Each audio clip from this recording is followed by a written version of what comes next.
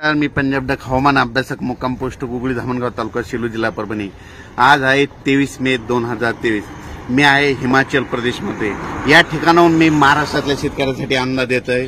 महाराष्ट्रातल्या सर्व शेतकऱ्याला प्रथम आनंदाची बातमी देतो की काल 22 मेला मान्सूननं अंदमान बेटावर दस्तक दिली आणि असा खूप सक्रिय झाला, त्याच्यामुळे महाराष्ट्रासाठी खूप आनंदाची बातमी आहे। म्हणजे यावर्षी लवकर पाऊस येण्यासाठी पोषक वातावरण तयार झालंय, म्हणून हा अंदाज लक्षात घ्यायचा।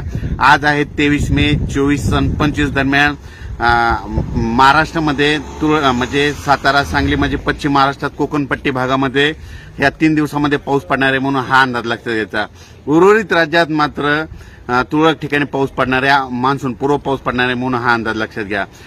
परंतु हे करत असताना सांगू इच्छितो की आता पाऊस म्हणजे पावसाळा जवळ आलाय आणि पाऊस कधी येणार आहे आणि शेतकऱ्याची सगळ्यांची आशा लागली आहे। तर मग शेतकऱ्याला सांगू इच्छितो आता म्हणजे 30 आणि 31 मेला काय होणार आहे, मान्सून म्हणजे केरळमध्ये दाखल होणार आहे, म्हणजे केरळला सक्रिय होणार आहे।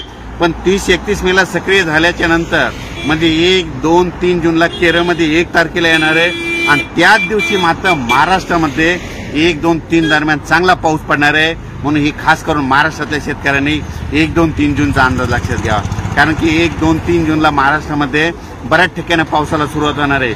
मान्सून केरळात येणार आहे 1 तारखेला, पण पाऊस मात्र महाराष्ट्रात देखील सुरू होणार आहे, म्हणून हा अंदाज लक्षात घ्या।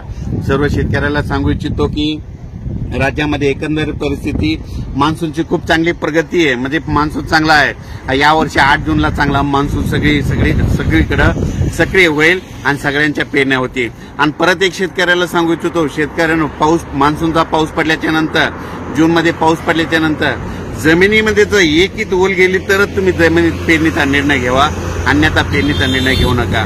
काय होतं, शेतकरी काय करतात, थोडा पाऊस पडला की गडबड करतात, म्हणून हे अंदाज लक्षात घ्या।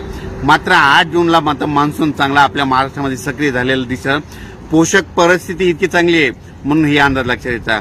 खरं तर पाऊस लवकर येणार होता, पण अचानक काय झालं, बंगालच्या खाडीमध्ये म्हणजे आज एक चक्रीवादळ तयार झालं आणि ते बांगलादेशकडे जाणार आहे, त्याच्यामुळे थोडा रेंगाळा होणार आहे। परंतु 1 तारखेला मात्र केरळमध्ये मान्सून दाखल झाल्याच्या नंतर 1, 2, 3 जूनला महाराष्ट्रात देखील पाऊस सुरू होणार आहे, म्हणून हा अंदाज लक्षात घ्यायचा। परत शेतकऱ्याला अचानक वातावरणात बदल झाला तर कोणत्या दिवशी नेमका पाऊस येणार आहे हे अंदाज दिला जाईल। थांबतो। जय हिंद, जय महाराष्ट्र।